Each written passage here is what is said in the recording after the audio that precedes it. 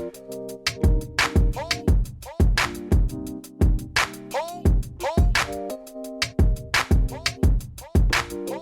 welcome to another edition of the Social Creatures podcast. My name is Nathaniel and I'm joined by my colleague and my video in crime partner person, Anneke. Welcome to the Social Creatures podcast. Anneke, quick one.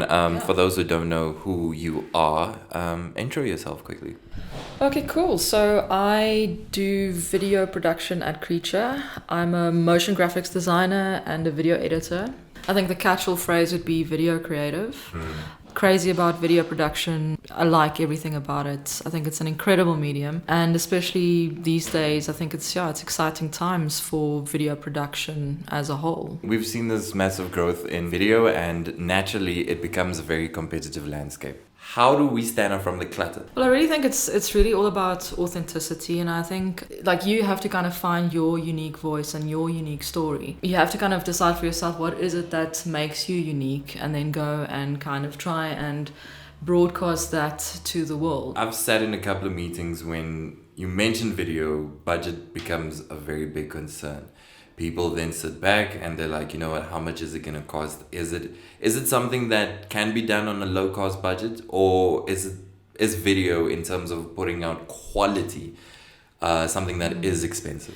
I mean, video production can be as expensive as you want it to be, and obviously, yes, you do pay for quality. But we live in a era where everybody has a smartphone, and I mean, you can literally create decent quality video on your smartphone. And I think the thing is, brands need to focus on getting their story out, telling their story and telling it with the tools that they have. And as time goes by, as they get more budget, as they grow, as they learn with video production, they can go, make it more expensive or whatever. It really depends on them. But I think the focus really needs to be on telling your story and just, getting it out there. And I mean, we live in a day and age where you can pop onto YouTube exactly. and literally teach yourself how to go through the process of putting out video that is targeted to your audience, and on top of that, in terms of just production value, making sure that you on a budget can execute a decent project. I think the focus should really be on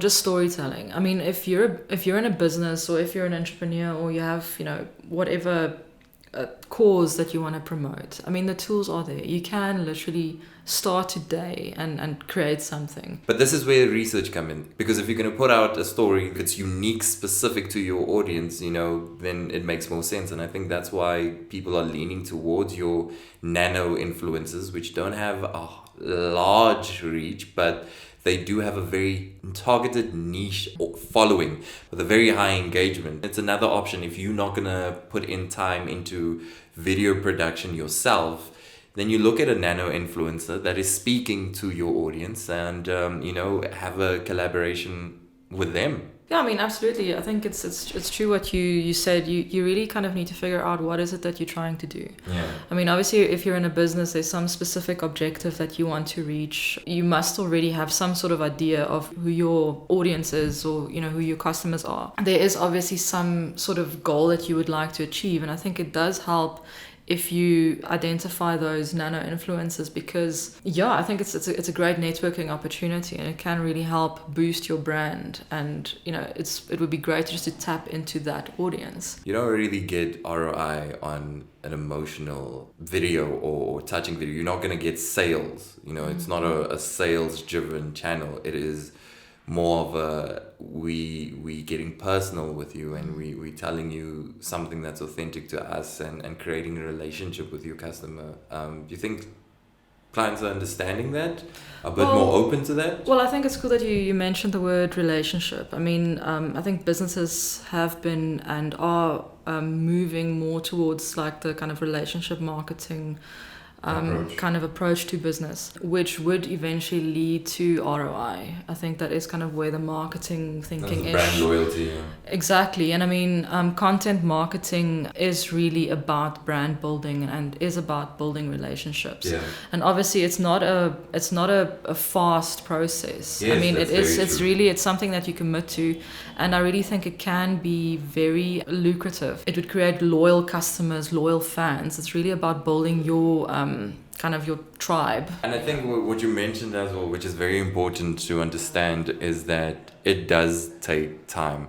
There's a certain level of consistency that you need to implement and not sway away. And I'm speaking just from an influencer point of view. I put out videos, daily vlogs, literally daily, and I literally have to keep it up.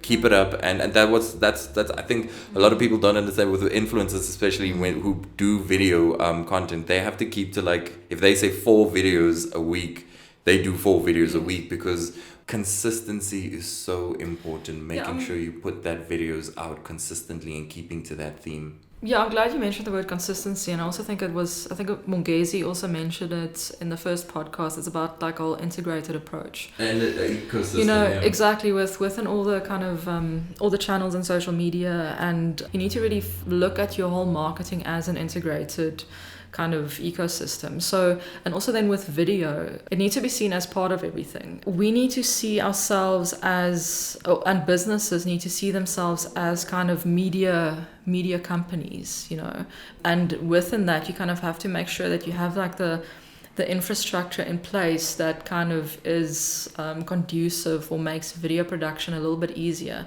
I mean, it doesn't have to be crazy, but you just have to kind of have a bit of a paradigm shift in terms of just building in the processes, and always kind of think of from a perspective of generating content and generating evergreen content. Yeah. And I think what's nice about video is, if you say create like a long form type of video, you can always kind of reuse chunks of it, and break it down. Yeah. Exactly. And you see that with YouTube. I mean, there will be so brands go, cool, YouTube, you'll have your longer form content or longer form videos that will be easily 10 minutes, 15 minutes.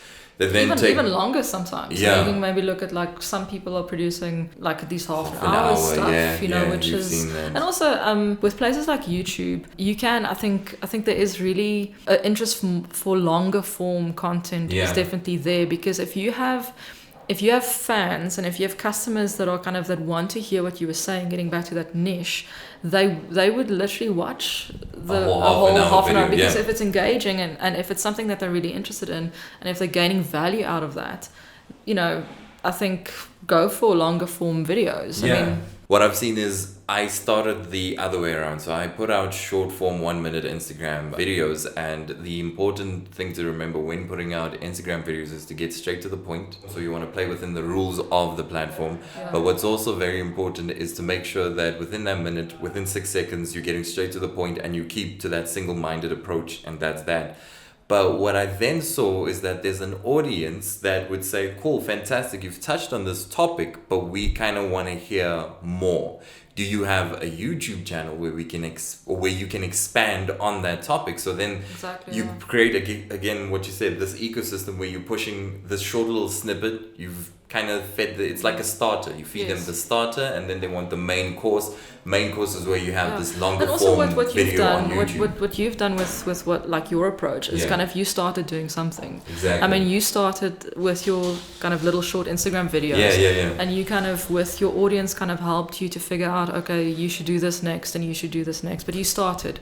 So you didn't I don't know, you might have done research on how to do these things, but the thing is you just started creating your content, and it's literally you're guided by your audience to kind of lead you. Oh, okay, so I'm doing these short snippets. They're asking for more, so I can actually now go to this platform and do this and this and this. It's like literally it's experimenting, and I think brands and businesses need to be in that mind frame of like experimenting and not being afraid to do stuff and to put content out there.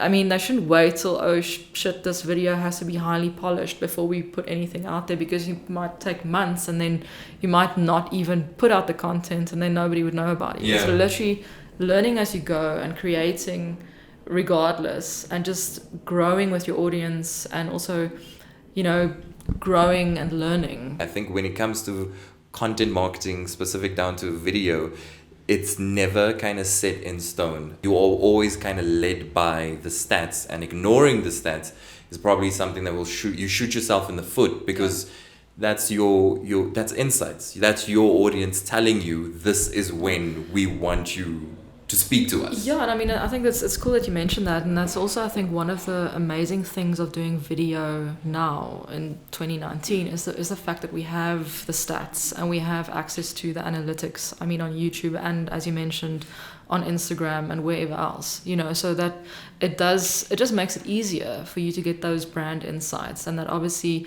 would then also lead you to create better video like you did, you know, and also kind of discover what it is that your audience would want. So I think it's really incredible. And I mean, as agencies, we need to kind of bring our clients' attention to these amazing tools, and actually how, like you mentioned earlier, figure out the return on investment. So obviously with the analytics, with social media and combination with the video, I think it's really an incredible kind of, what would you call it, strategy, a business strategy. So I mean, like I said, people didn't know. I was shocked when I spoke to one client in my previous agency that I sat down and I showed them, look, you can see exactly at which second or minute people are dropping off on the video. And exactly at this moment, let's say, for example, for argument's sake, it's 60 seconds into a 2-minute video. That's when the audience is dropping off. That kind of tells you, okay, cool, you didn't get to your point quick enough. Your call to action was delayed, and in the first 6 seconds, people dropped off. So naturally, if we're gonna put this out again, let's shorten the video, get straight to the point, and see what the engagement is like and the interaction is like there. So it's almost like it's data driven. It's data driven kind of creativity. Or say data driven storytelling. I think what's nice about that is at that point where we kind of like the fluffy stuff actually gets translated into kind of nitty gritty actionable things that you can actually use. You can work with. So and that's pretty awesome, I think. So we're going to leave it there. That's our rap and video podcast discussion. Remember that you can get in touch with us in the comment section if you have a topic that you want us to dissect, or you have an interesting opinion on anything that is anything social media driven. Do drop us a comment in the comment section below. And we're always keen on inviting guests to the podcast. Come have our amazing coffee that Anneke enjoys so much as well, as she sips on her coffee right now. But that's been another edition of the Social Creatures podcast. Thank you so much, Anneke, for joining me. Cool.